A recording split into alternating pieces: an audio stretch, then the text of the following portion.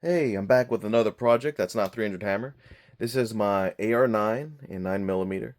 So the main difference between this and a normal AR is going to be the lower that is specifically able to take Glock mags.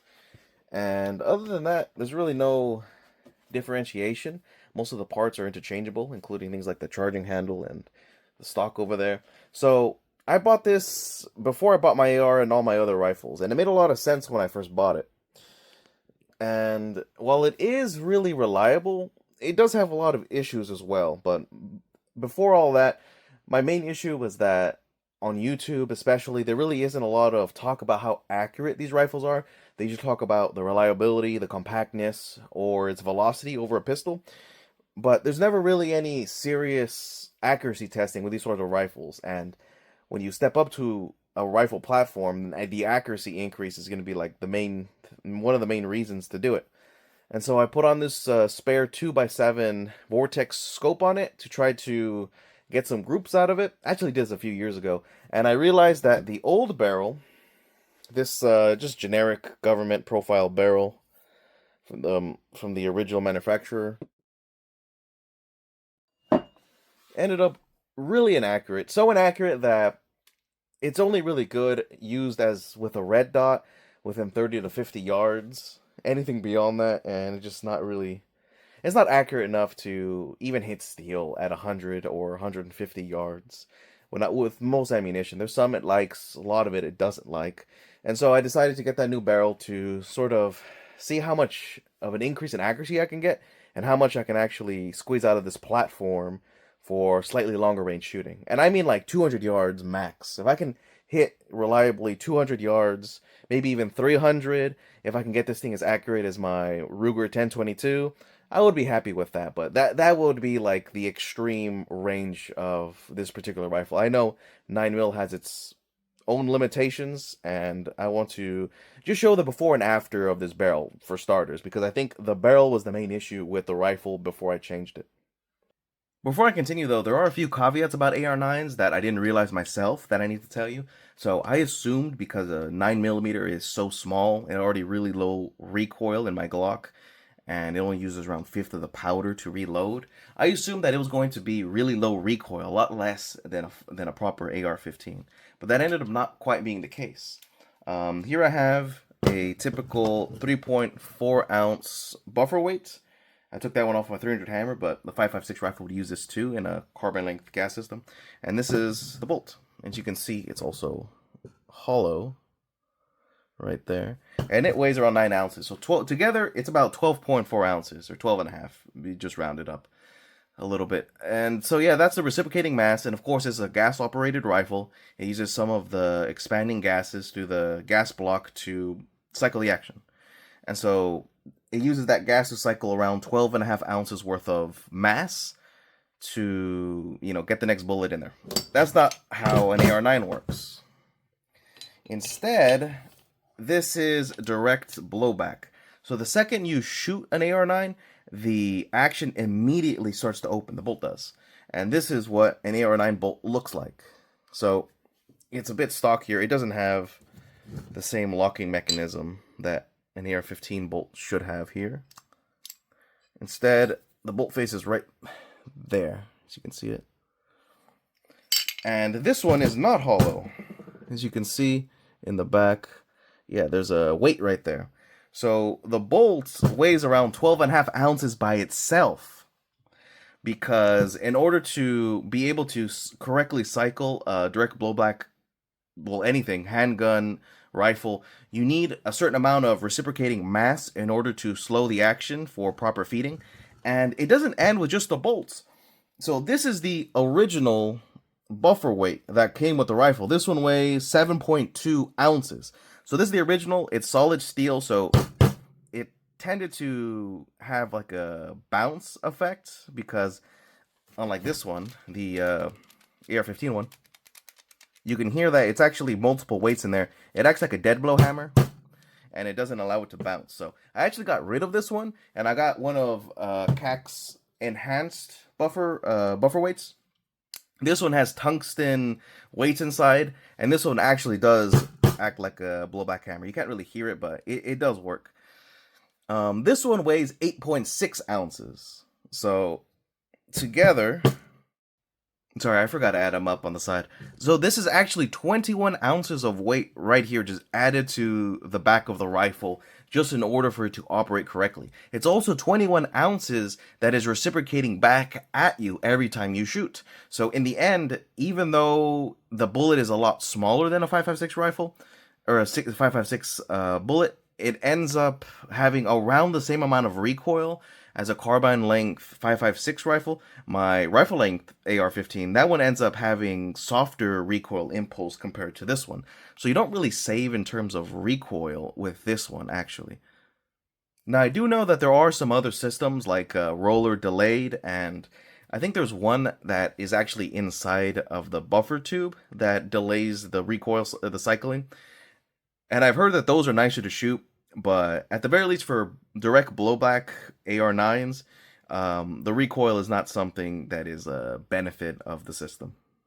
So this next caveat is specific to this barrel. For some reason, they decided to thread it 1.5 by 28 instead of the 1/2 by 36, which is basically what every other 9mm threaded barrel is going to use. So other types of muzzle devices, the ones I previously had, they do not work on this one. Not only that, the threading is really short, so even though it is exactly the same thread as what a 5.56 AR-15 is threaded to, by the way. So I'm currently using a thread protector on it that is supposed to be used for a 5.56 rifle, and as you can see, it actually sticks out quite a bit because the threading is just so short.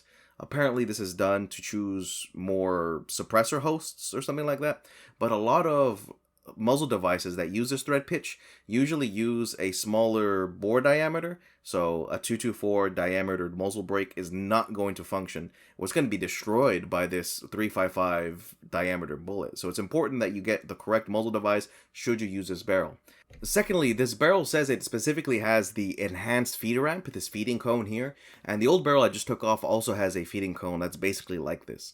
So I've heard a lot of stories about how unreliable older AR9s are because of this specific design choice. So if you're looking for a barrel, make sure that its feed ramp, feed cone is really aggressive like this, and yeah, you'll probably be okay if you do that.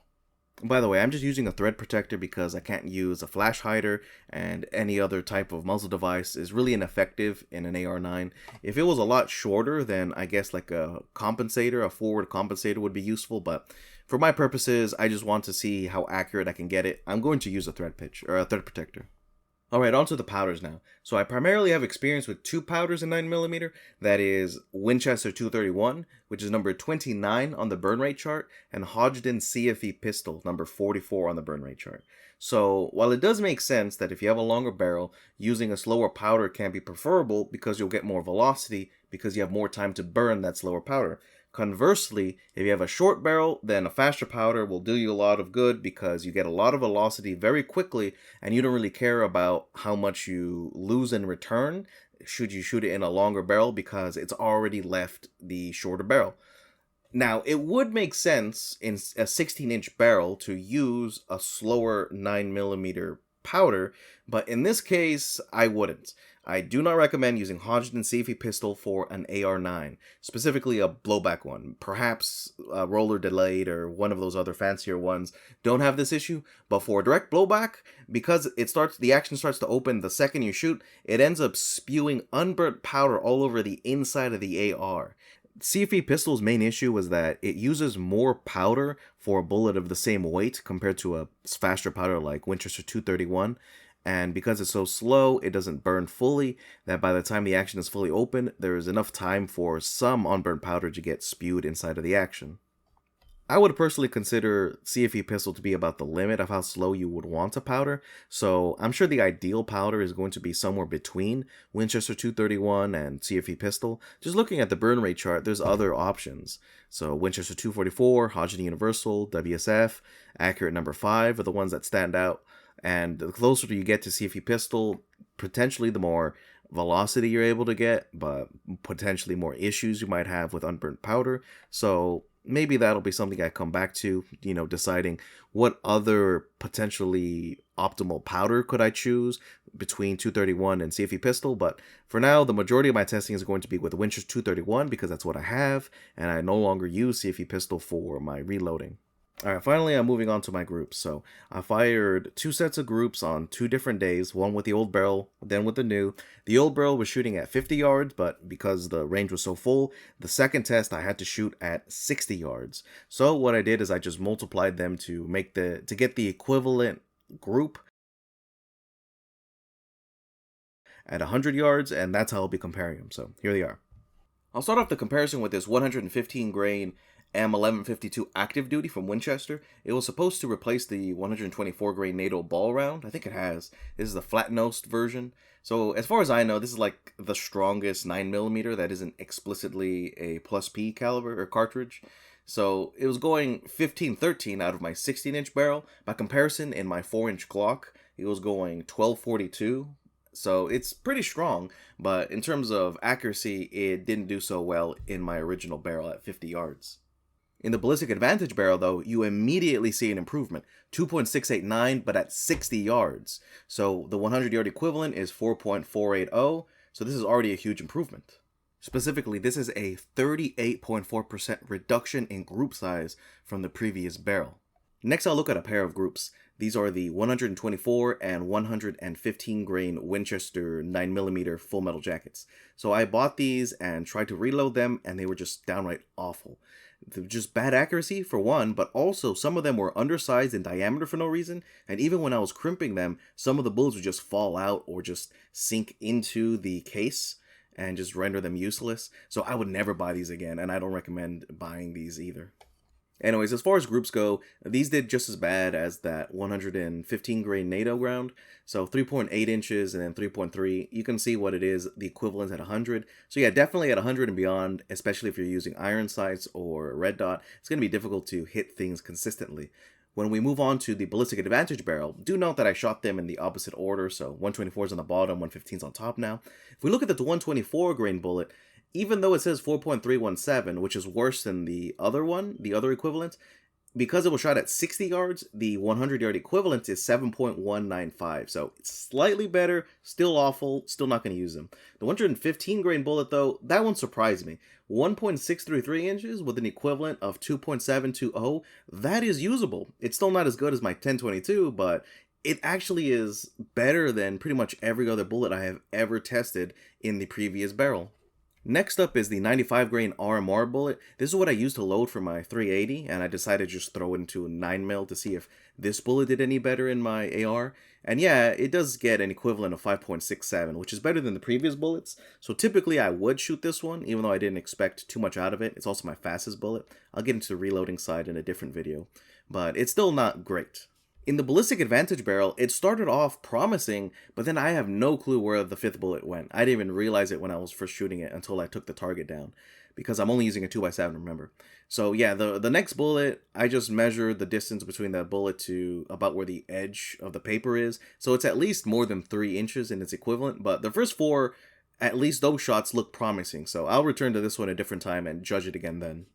Next up is a few leftover CFE pistol bullets that I had. These are reduced loads with 135 and 147 grain bullets. So these use less powder and have less of an issue than of what I've described earlier of it spilling unused powder all over inside the barrel. But these are a lot weaker than I would typically be able to reach if I was seriously loading these. According to my data in my 4-inch Glock, the 135 grain CFE bullet would only be going around 950 feet per second, and the 147 grain bullet would be going around 864. When I measure the velocities during this test, the 135 grain bullet went 1179.8, so 1180 feet per second, and the 147 grain bullet went 1053. The 147s did about as bad as I thought they would, but the 135 surprised me. 1.6 inch group with a 3.206 equivalent, that's really good for this rifle. So I was quite hopeful when I would test it in the new barrel. I didn't bring the 147s again since I'm not going to load any of these anymore. I still do have some 135s that I want to load. And when I went to the Ballistic Advantage barrel, I ended up with a 1.556 inch group that, remember, was at 60 yards. So the equivalent is around 2.590. So again, we see a reduction in group size. In this case, a 19.2% reduction in group size. So far, this Ballistic Advantage barrel is proven to be incredibly useful. The last group was with the Remington UMC hollow point. I had never shot this one through my rifle before, And you should also ignore that shot up there. That one was just to get me on paper, so that's not part of the group. I ended up with a 1.425-inch group with a 2850 equivalent. This did the best out of all of the rounds I tested in this particular test with the old barrel. And the Ballistic Advantage barrel did not disappoint. I ended up with a 1.075-inch group at 60 yards, which equivalent at 100 is 1.792 inches. So yeah, this was the best group I have shot in my testing with the AR9. Lastly, look at this 6-shot group with my 1022. This is just 40 grain blazer, just cheap stuff. So I'm hoping to get at least more or less this level of accuracy from the majority of my cheap bullets, so 2.344 equivalent. Now that I'm no longer getting 7-inch groups at 100, I think I can take this out to 100-yard groups and test it out that way as well. I also have new 9mm bullets to shoot for testing specifically with this PCC, so that'll be what the next video is about. And that's the end of the video. I just wanted to compare what a factory barrel would compare to this brand new Ballistic Advantage barrel to see if maybe you're shooting groups like the old barrel, it might be worth upgrading to like a Ballistic Advantage. But if you're already getting groups with equivalent of 100 yards being like 1.7 to 2.5 MOA, something like that, then maybe you don't need to, or maybe you would have to shell out a lot more money to get a barrel that could produce that level of accuracy. But for my experience so far, this Ballistic Advantage barrel has absolutely been worth it. I don't really know how it compares to like a Faxon barrel or other barrels of similar prices, but so far I am happy with it.